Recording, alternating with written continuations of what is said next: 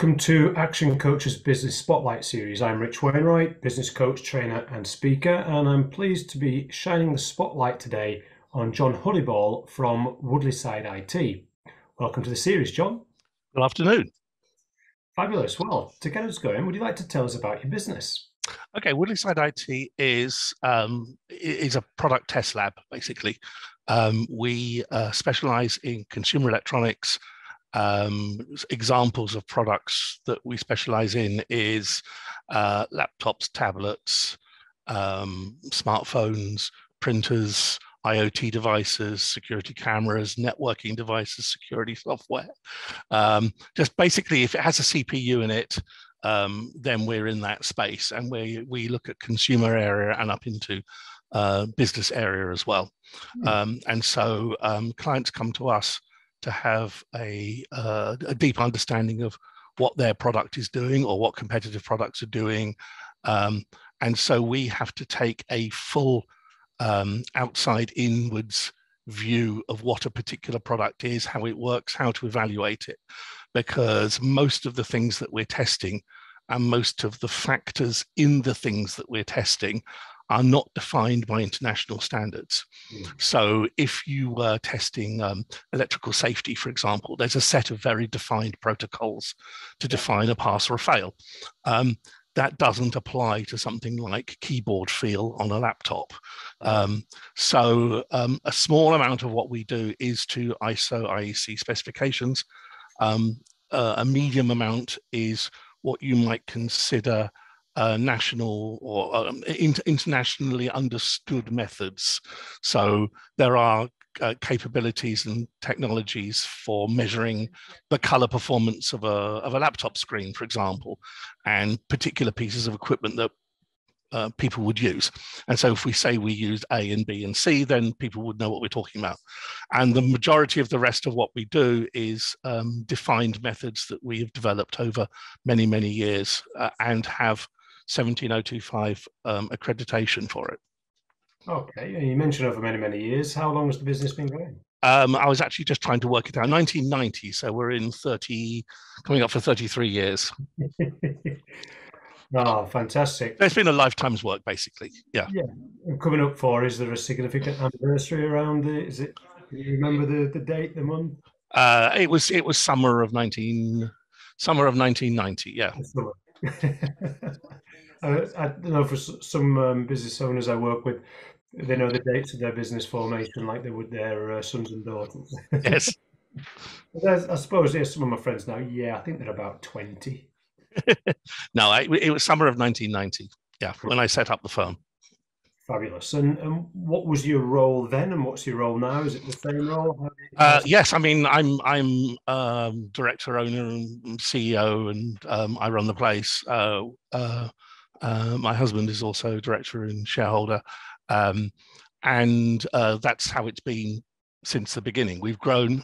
We now have 6-7 members of staff, and you know that's how we've sort of organically grown. So you covered a few bases there, Jon, with what you've shared about what you do. Yep. What would you say it is that you and your business and your team are really good at? What's the big? We are extremely effective at looking at a product, a thing. I mean, it could be a smartphone, for example, and then working out all of the factors that would define a good product versus a bad product. So that's obvious things like performance, battery life, construction quality, responsiveness, screen quality, and so on and so forth. But there's a whole bunch of other things like out-of-the-box experience, software, capabilities, apps, drivers, capabilities, all that kind of stuff. Fabulous. I'm starting to think, I'm looking at my stuff now going, oh. and the difference, I guess, between us and a client is that in most cases, the client, especially if they're an R&D client, they're looking usually from the inside outwards. Yeah. So they would have teams within their organization working on particular components of the total product, and hoping that their bit is successful in the total product. Whereas we look in from the outside viewing it very much from the perspective of the customer, their expectations, and how well it works for them. Hmm. So would I be able to assume from that then there's a real contextual element? So two different customers, same product, you would perhaps have a different viewpoint on it depending on the way they use it. Oh, it depends. I mean, the requirements, let's take, for example, a home security camera. Yeah. The requirements there for a home user would be quite different from a small business or a larger business customer. But still, many of the items will be the same, you know, picture quality, frame rate, distortion, sound quality, data rate, software, and so on and so forth. But a home user would have a different balance of requirements for out-of-the-box experience, ease of use, ongoing ease of use, for example, whereas a professional user may have more in-house expertise. Yeah. Or more inclined to outsource to someone. Exactly so, yeah, yeah. Oh, great stuff. So I'd like to start off this with a bit of sort of looking backwards, and then we'll take a bit of time to look forwards. But sort of over the years then, what are some of the biggest challenges that you've overcome? Um, one of the biggest challenges is, firstly, we work in a very fast-moving area. Yeah. So, you know, specifications and capabilities change on almost a 6 monthly basis. Although there are some very, you know, long lasting threads and directions, nevertheless, it's the detail that can change, and it's the detail that can trip you up. Mm. Things have got a lot more complicated. If you go back 15, 20 years on a laptop, for example, they were relatively straightforward. What you could do with them was relatively straightforward. Now they're much more complicated, both in terms of their hardware, their software stack, and the user's expectations of them. And so just having to keep on top of each of those areas within the product design. Take, for example, Wi-Fi. Wi-Fi used to be quite simple, and now it's really quite horrendously complicated and changing very quickly. Bluetooth changes every sort of 6-9 months or so. And so you've got to keep on top of all of these specifications and standards. Expectations for color performance off a laptop screen, it changes. But nevertheless, the fundamentals stay the same. But the challenge here is to make sure that when we look at a thing and deconstruct it into its components and the way that they work together, that we have gone deep enough in all of the areas and we haven't missed out something. Yeah. Yeah, fantastic. What would you say over the years then have been some of the biggest wins you've had along the way? Um, historical data. I mean, if you take, for example, laptop testing, we've been testing them for 25 years or more. And so we have a data set of results belonging to that particular client for that many years.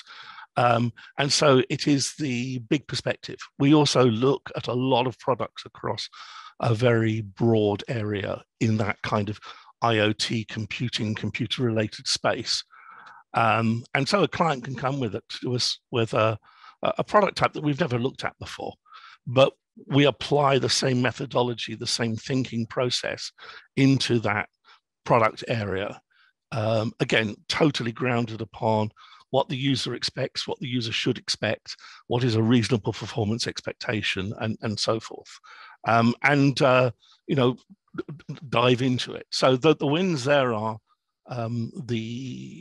we look at what 300-400 products a year probably overall across quite a wide range. So we can look at something really quite detailed and very nerdy, like a piece of lab test equipment, and dive into that. Or on the other hand, look at the capabilities of an IoT connected digital thermometer that you might want to use on your child. And again, there's a whole set of process that applies to that in the same way. Wow, that's one a day. Yeah. And that's counting 7 days in a week, not the 5 working days. Well, there are 14 days in a week, aren't there? Yes. It seems like it for some people, for sure. Yes.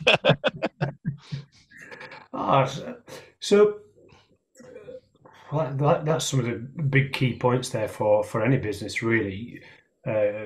Accurate recording and consistent recording of your data. And what about challenges in keeping that? Just thinking as as IT moves forward, keeping the stuff that you were doing 30 years ago in a file format that's still retrievable, accessible, and usable today? Well, we have a lot of storage, and it's distributed across multiple physical sites, and it's archived to the cloud, and it's archived to tape, and all those sorts of things. So yeah, I mean, we try to keep things simple in data. We don't like locking data away in weird formats. We like to keep to relatively straightforward formats like Excel and Word and so forth, such that we can immediately dive back into something or search for some results. Yeah, yeah. So there's another lesson for business as well, around resiliency and backup. Oh, absolutely, because we can't lose stuff, and part of our ISO 17025 accreditation as a competent test lab is that we have to demonstrate that we have considered all of these things and are on top of them. Yep. I must say those ISO numbers trip off your tongue pretty quickly. Well, unfortunately, it's the nature of the beast. But 17025 is a very comprehensive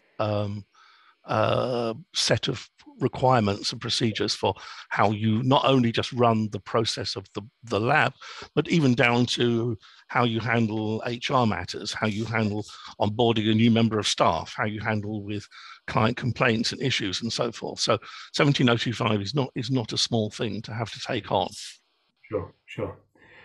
And apart from learning your ISO numbers, what have been some of the biggest learnings you know, 30 years of business here, we could probably spend a couple of hours just going through Mm-hmm. learning. But what are some of the key learnings that jump out that you'd be happy sharing for the business owner? Um, just in terms of a general business perspective, obviously, find an accountant who you trust. Um, and you have to be 100% honest with them, Yeah, because life is too short to be worrying about what the VAT man might be doing next, or HMRC. Secondly, cash flow is king. Um, Profitability is a lovely thing, but at the end of the day, um, being able to pay the bills. I mean, one thing that we do is we pay invoices on presentation.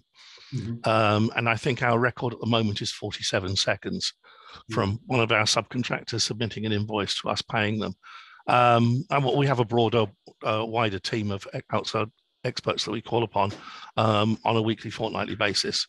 And you pay them immediately, because when something goes wrong and you need them to come in out of hours or unexpectedly, or to help dig you out of a hole that maybe even wasn't of your own creation, then them knowing that they will be paid before they're in their car in the car park is a very big deal. Now, I understand, obviously, we have a company credit card, and that gets paid on the required schedule, yeah, and PAYE goes out on the right date, and your VAT goes in on the VAT quarter.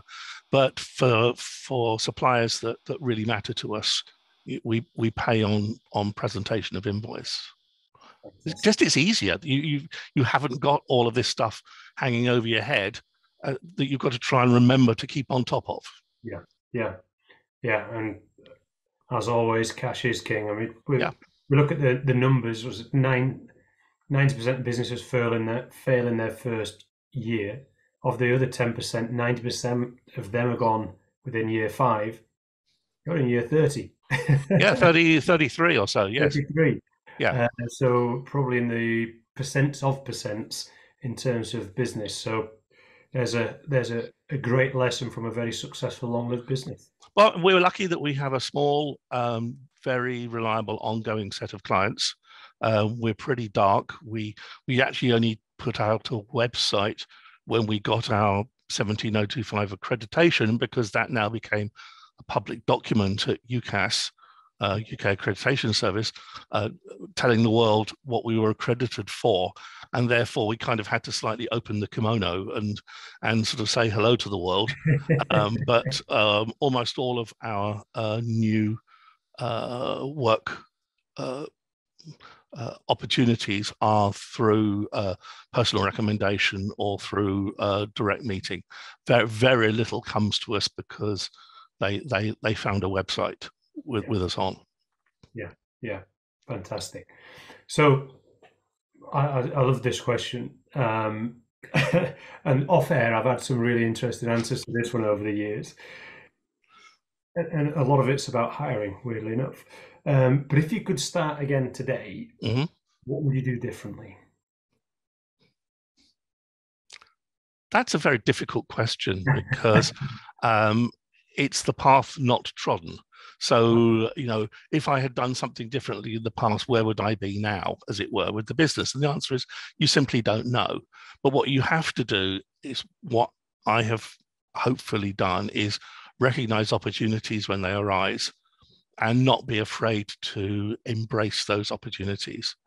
Um, and there have been certain points in the history of the business where a new opportunity presented itself, and it was a risk. Obviously, any business expansion or additional area of work is always a risk, but you have to think through it carefully and then decide to take the risk or not. So I think over the years I have been successful in identifying when the good ones have come along and identified those which um, were not going to work out long term. Yeah. Um, Either because the client was wanting more than they were talking of, Mhm. or they wanted more depth of more information, or maybe they were going to be a difficult payer, Yeah.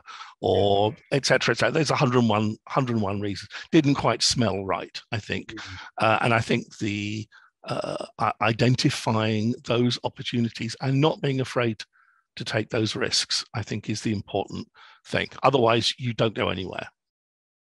Yeah. Yep. Many a misstep has been taken by not taking a step at all. Exactly so. Yeah. Yeah. I mean, maybe there's other opportunities that maybe I should have pursued more aggressively, but you don't know. And unfortunately, the your question is spot on. The problem is it's impossible to answer. Yep. Yep. Fantastic. Well, I'll take that as a good one. So that's a little look at the past. Let's have a little look at the future then, Mhm. John. So what do you see as some of the opportunities that are ahead of you and perhaps some of the challenges that are ahead of you?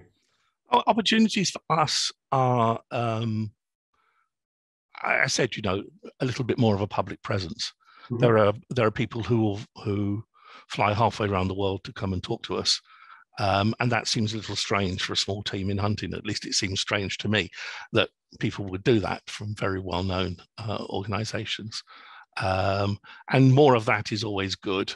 Mhm. Um, and just I've just come back from Las Vegas from the Consumer Electronics Show, and I met up with people there that I've known for many years, but we were exploring new opportunities, and they very much value our sort of polymath approach and looking at their problem space from an outside perspective, but with expertise in their area. Yeah. And so, following up with those things, we may well see some work in areas that kind of fits in what we do and with the technologies that we have, but expanding into slightly different areas of work, which could certainly be fun. Yeah. And good opportunities sounding there. What about some of the challenges that you foresee? Challenges. I think the biggest challenge for us is that we don't do what you might call crank the handle testing to prescriptive test methods. Mm. Um, and therefore, the challenge for us is to ensure that our processes and procedures and the way that we approach things and the way we consider, um, how do you test Wi-Fi performance on a base station or on a device?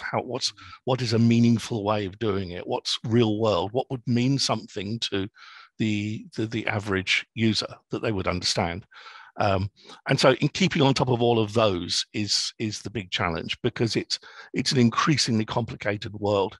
Also, being more taking more consideration about the the increasingly bad area of IoT, Mm. um, both in terms of product capability, product performance, um, software support, firmware support, ongoing life cycle of products is becoming a real challenge now, that it's very easy to go to an ODM, original design and manufacturer company, maybe in China, for example, and say, I want one of these and I want it to do this. And they will throw a design over at you and you say, yes, I'll have 10,000 of those, please. And you push them out onto the market. You can almost do this from your garage at home now. Whereas 10, 15, 20 years ago, it was much more complicated and required a lot more work. And so we are seeing a flood of products coming to market, which are of, shall we say, decreasing quality, coupled to some major concerns about their future life cycle. As to how well are they going to be supported in the future. Is the company going to be around? Are there going to be firmware updates? How quickly are they going to fix problems? So it's not just a point in time evaluation of a product, it's a evaluation of their process as well. Okay, and the IoT things, for some of our viewers from outside of the industry, the Internet of Things. Yeah, connected devices. And it's very, very easy to go and buy something and pop it on your network and think a miracle has occurred. But actually, these can be quite a worry. Yeah. I think whenever I hear IoT, for some reason, my mind goes to my fridge. Yes. How can my fridge talk to the supermarket? Yes, yes. But there's a lot more to it than that, of course. So, what would you say that you might need to change within you or within your business to realize some of these opportunities, or perhaps to overcome some of these challenges? Well, we're always looking at capital spend on new test equipment. And we tend to spend, a double-digit percentage of turnover on new equipment every year. The problem is that outside of very specific focused areas, test equipment can only get you so far. It'll only tell you about a particular small item or component of the product. And so it's very easy to go and spend large amounts of money to measure a very small percentage of the product. And is that a good value for money?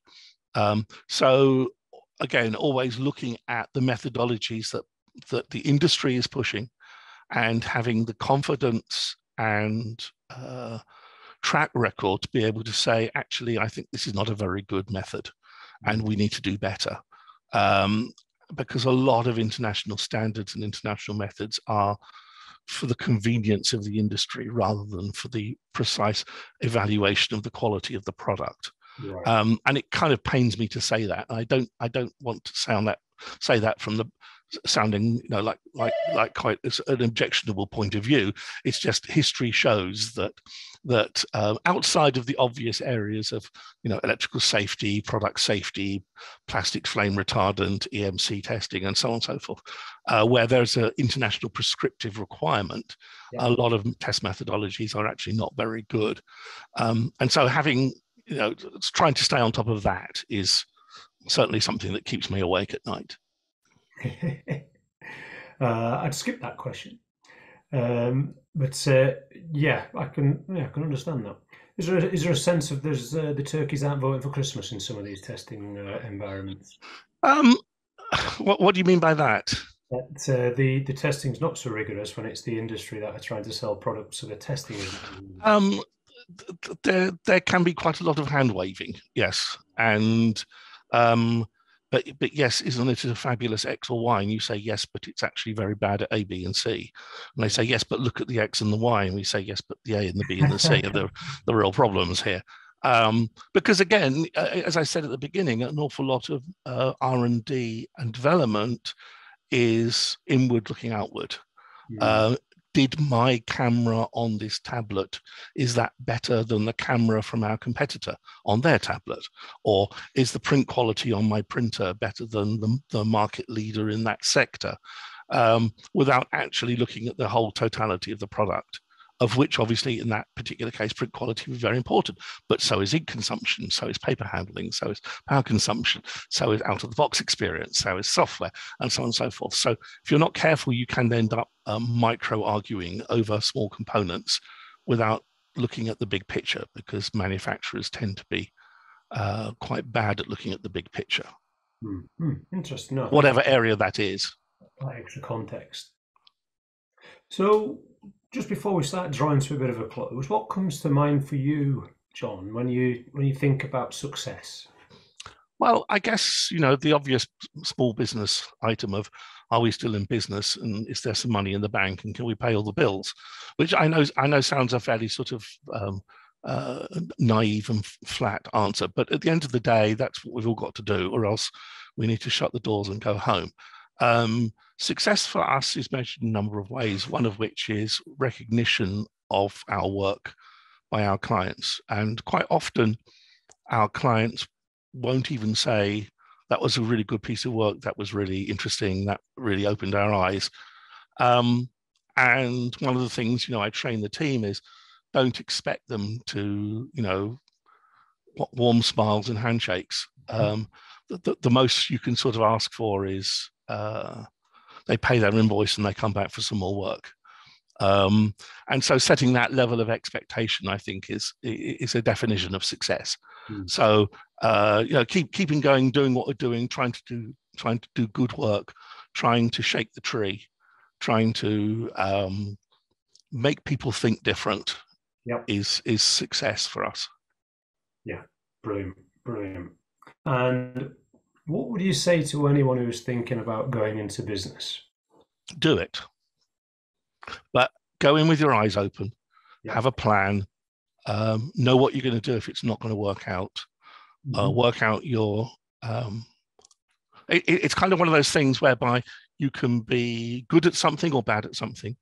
You can enjoy it or not enjoy it. Yep. And you can be very well paid or very badly paid. And ideally, you want all three to be positive. Yeah. But there's a whole bunch of people. In my mind. There's a whole bunch of people out there who are maybe very good at a job and love it, but the pay is terrible. Or they're very good at a job, the pay is great, but they hate it. Yep. And so always try to evaluate out of those three items what it is that's working for you, and try and improve on that. And the biggest point there, I guess, is having the honesty to be honest with yourself. What can I do? What can't I do? What do I enjoy? What don't I enjoy? Is there a market for it? If not, how do we create a market? How do we find a market?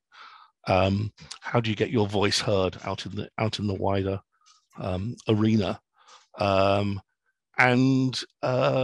try and have fun, and try and make it so you enjoy coming in at 7 o'clock on a Monday morning. Yeah. Within Action Coach, we have a phrase that business should give you life. Yeah, and I think there is quite a lot of sort of rah-rah positive thinking, happy clappy in this, and because business is not easy. If it was easy, everyone would be doing it. And it's difficult, and it's stressful, and it requires more work, hassle, and determination than I think most people would even think about. But also be able to recognize what you are good at. And it's actually quite difficult sometimes, because I've been doing this for 30-something years now, and to me it's common sense and quite straightforward. And what is the problem, And then you go and look at product, or you talk to a client or something, and to them it's almost magical. And it's trying to bridge that divide such that they start to understand the bigger picture. And that's where I think the real value in what we do is that we're not afraid to upset anybody. As I like to say to clients, we're equally rude to everybody, without fear or favor. And if we think you're doing some great work, we'll say so. And if we think there's a weak area in the product or your service, your design or something, we will say so. But be able to explain why.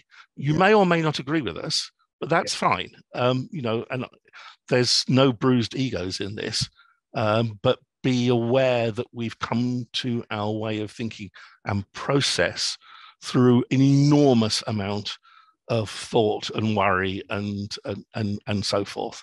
And it's not just a snap decision. It's something that's been thought about a lot.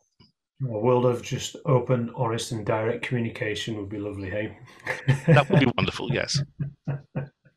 Fabulous. And just to rewind to some of the big elements of what John's shared with us today, remember, a really good accountant. Yes. Remember your attitude towards risk. Yes. There's two big components for anyone who's just starting their business. So I'd like to close with for people to get in touch with you. Is there a particular are we looking for particular customers, suppliers, employees? Are you open to communication? I'd love to talk to anybody, anywhere in the world. Not a problem. We have clients in 30 or so countries around the world, and happy to talk about whole product, happy to talk about individual components of a larger product or whatever, or even just to sort of sit around the table and just ask the difficult question of why are you doing that? Yeah. And sometimes that can be incredibly cleansing for a product strategy or an R&D group, is to have somebody from the outside who has no agenda at all, but to just simply sit there and say, I don't think that's a good idea, and here's why.